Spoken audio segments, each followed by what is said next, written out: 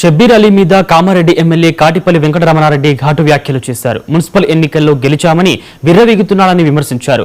దొంగసారా దొంగ కట్టే అమ్ముకొని పైకి రాలేదా షబ్బీర్ అలీని ప్రశ్నించారు.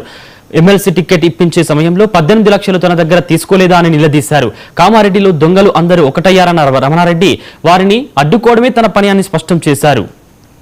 ఛాలెంజ్ చేస్తున్నా నీతోని ఎమ్మెల్సీది కేసీఆర్ గారా, కేటీఆర్ గారా, కవిత గారా, ఎవరు డబ్బులు ఇచ్చారో, నువ్వు ఎవడి పేరు ఎత్తుకున్నావో, నీ పార్టీలోనే ఉన్నాడు ఇప్పుడు రంజిత్ రెడ్డి, అప్పుడు టీఆర్ఎస్ లో ఉండే. రా పోదాం, మాట్లాడదాం, నీ ఈద్గా మీద కూర్చుంటాం, నీ దర్గాలో కూర్చుంటా, నీ మసీద్లో కూర్చుంటా, నా కుటుంబాన్ని తీసుకొని వస్తా.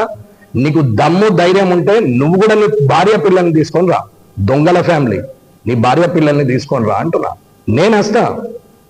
ఎవడు ఏ నా కొడుకు నాకు డబ్బులు ఇచ్చిండు ఎమ్మెల్సీగా బిడ్డర్ అయితే ఆ నా కొడుకు కూడా నేను చూస్తాను.